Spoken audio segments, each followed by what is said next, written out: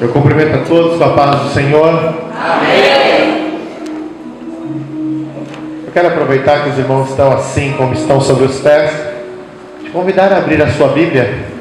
Eu vou partir do texto que é o tema, mas eu quero que você abra um outro texto para nós mesclarmos o mesmo e extrairmos uma grande bênção nessa noite. Que nos acompanhe para casa, ao que nos marque. Porque se estamos aqui é por Ele.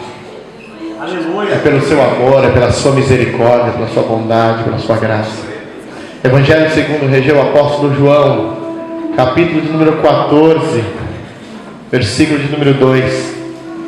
Os irmãos que estavam comigo ontem devem se recordar desse texto. Estamos numa série de ministrações essa semana, em congressos especificamente voltado para jovens.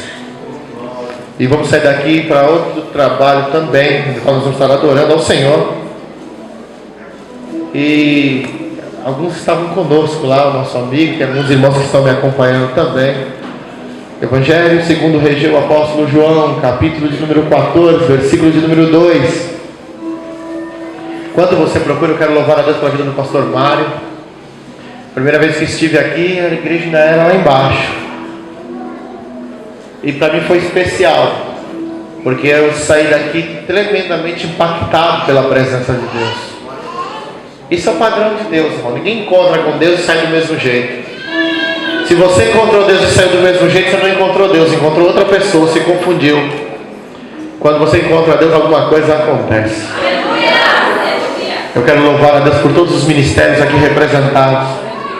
Ministério Abundante Graça, seu pastor, todos os demais aqui que eu não recordo o nome, mas nós não estamos em times diferentes, não somos rebanhos diferentes, somos parte de um rebanho único, que existe um único dono. Aleluia! E isso vale uma salva de palmas, irmão, para Jesus.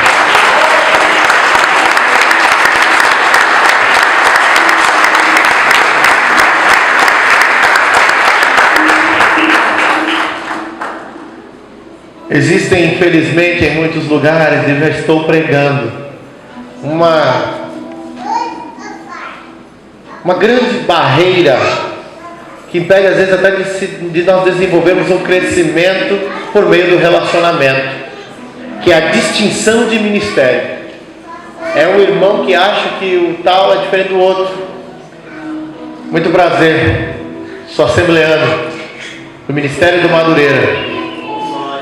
Já passei lá pelo Belém, nasci dentro de uma comunidade evangélica, mas em tudo isso, sou de Cristo, para a glória dEle, e é tudo por Ele.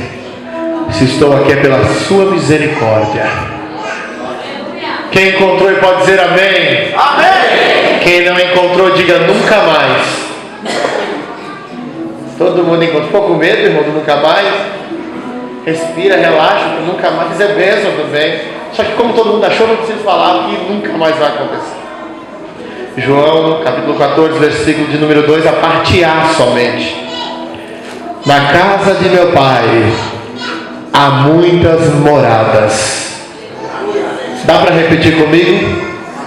No 3, para ficar bonito e forte.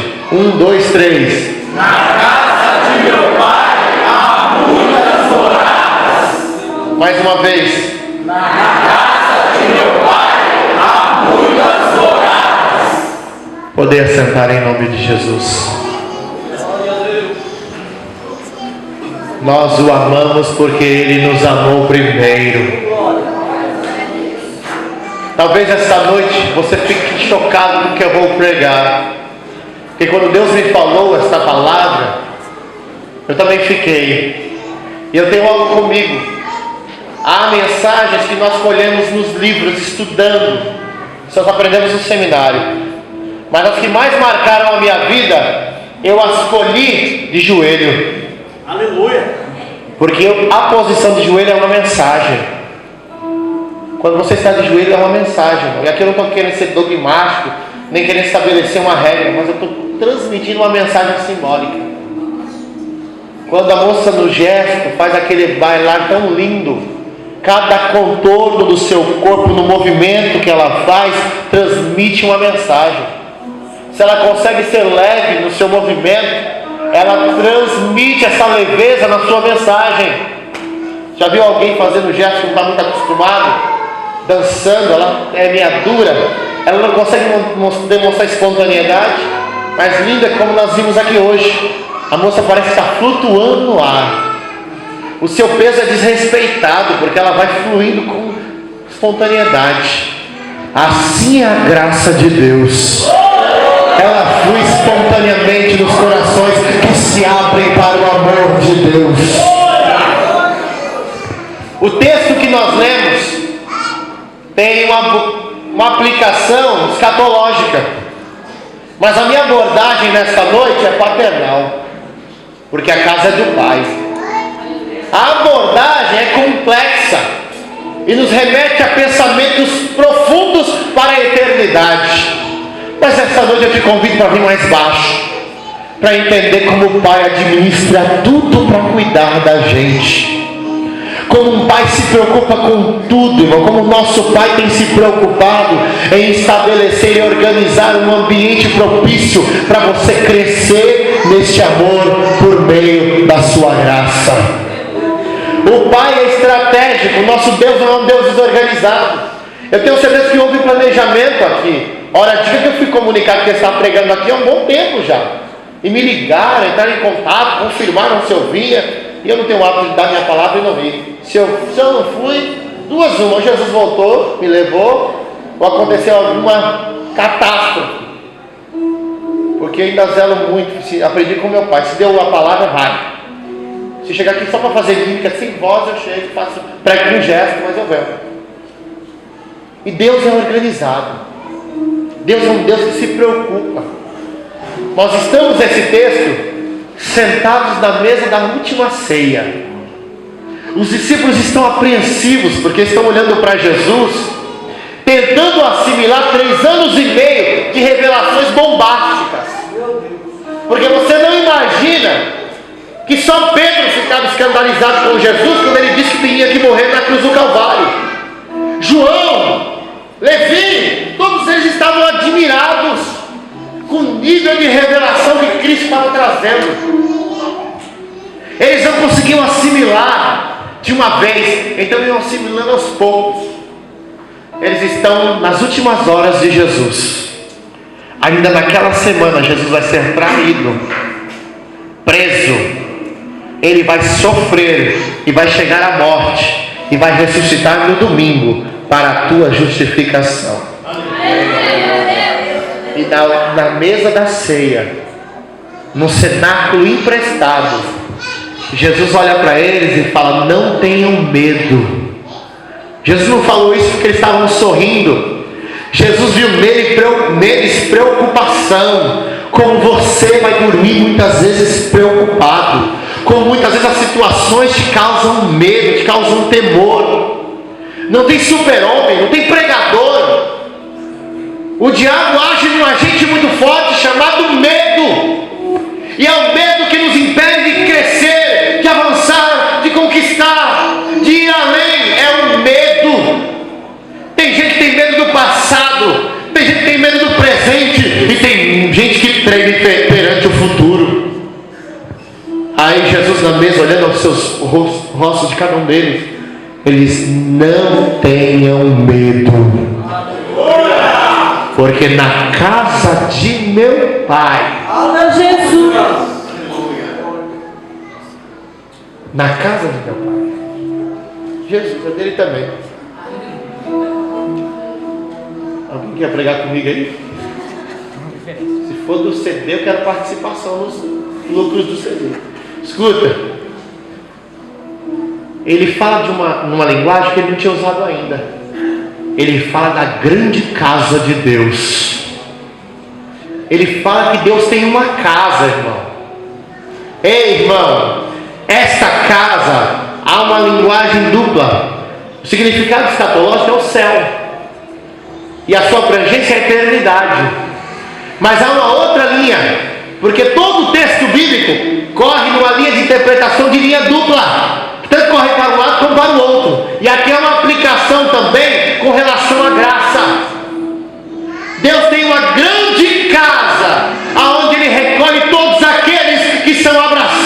pela graça de Deus. E nesta casa não estão só os assembleanos, nem os da comunidade, Ministério Abundante de Graça, ou da Batista, ou da Torre Forte. Não, lá estão todos aqueles que abraçaram a graça de Deus. E como toda instituição, essa é uma instituição divina, e é regida por normas, e ela tem 3 principais. Esta casa não é bagunçada, não está o Léo ou ao que der na telha de quem estiver lá dentro. Não, ela tem 3 regras principais, 3 regras absolutas, 3 leis universais, 3 leis que sobrepujam qualquer pensamento ou ideia, 3 leis que se aplicam a grandes e a pequenos, a doutores e a leigos, a bonitos e a quem se acha feio, a crianças e a senhores e senhoras, a jovens e a anciões. Para todos que estão na casa, essas 3 regras são absolutas. Que regras são essas? Introdutoriamente, você relógio está certo? 9 horas? Maravilha. Inspirei até mais agora. Pensei que já eram umas 10. Escuta, as 3 regras ou leis que regem a casa, essa grande casa do Pai, estão em Romanos capítulo 11, versículo 36. Você canta as regras, você louva declamando as regras, mas não tem a ideia do que isso significa. Na grande casa de Deus se aplica esse versículo na exatidão, porque dele, por ele e para ele são todas as coisas. Dentro da casa, a primeira regra é dele. Tudo que está na casa é dele. Não entendeu? Sabe o irmãozinho que se converteu ontem? É dele. Sabe o pregador de anos de caminhada? É dele. Sabe aquele irmão fraquinho que não aguenta muito, fica firme, sai da igreja, volta para o mundo, um dia está aqui, outro dia está lá? Ele também está na regra, é dele. Sabe o adolescente impulsivo que fala sem pensar? É dele. Sabe o ancião prudente em suas palavras? Também é dele. Sabe aquele irmão, aquela irmã com suas cãs brancas? É dele. Está na casa? É dele. Todo mundo que está na casa é dele. A primeira lei é a lei da propriedade. É dele. Tudo que está na casa é dele. A gente se engana muitas vezes, irmãos, achando que o patrão é nosso dono, achando que o pai é nosso dono. Você não é de ninguém, você é de Deus. Quantas pessoas estão dentro da igreja sufocadas em complexo, porque alguém disse que você não serve para nada, que você não vai dar em nada. Mas eu te digo nesta noite, você não é deles, você é dele. Você é dele em Gênesis, porque ele te criou. Você é dele nos evangelhos, porque ele te salvou. Você é dele no Apocalipse, porque ele propôs a eternidade para estar com você. Então para de dar crédito a quem zomba da tua fé, zomba do teu jeito, zomba da tua espiritualidade e desacredita do teu jeito de ser, porque você é dele. Está na casa, é dele. Ele tem uma casa, há muitas moradas, cabe todo mundo lá, mas vai ciente, entrou na casa, passa a ser propriedade dele. Entrou na casa, é dele, irmão.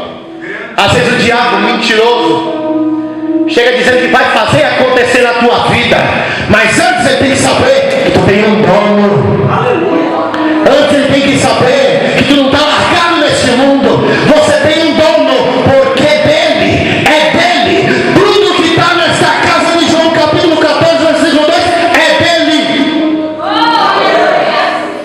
Segunda regra, por Ele, lei da sustentação. Porque dizer que é dele, você pode se justificar, mas eu sou tão fraco. Não tem problema. Tudo que está na casa, só está na casa por Ele. É Ele quem sustenta quem está na casa. Sabe por que eu estou pregando aqui? Por Ele. Sabe por que os ministérios de louvor cantaram? Por Ele. Tem gente que se ilude, irmão. Ah não, ele deve pregar porque ele jejua muito. Ah, ele deve pregar porque ele já leu a Bíblia algumas dezenas de vezes de capa a capa. É verdade. Só que não é isso. Tudo é por Ele. Se Ele não sustentar, nenhum de nós ficamos de pé. Se Ele não sustentar na casa, nem o irmão mais prudente e nem o mais carnal, de igual modo se mantém na presença de Deus. É Ele quem sustenta a tua fé. É Ele que te sustenta na casa. É Ele que te sustenta na igreja. É Ele que te sustenta na presença dEle. É Ele que te sustenta nas promessas dEle. Eu já vi gente falando assim: eu não consigo. Eu não consigo. Essa é a desculpa mais fraca diante de Deus. Porque Deus não está te pedindo para conseguir nada. Ele já te sustenta pela obra que foi feita na cruz do Calvário. Deus, eu não consigo orar como eles oram. Eu não consigo ler a Bíblia como eles leem. Eu não consigo santificar como eles santificam. Então se renda a Ele, porque Ele te sustenta.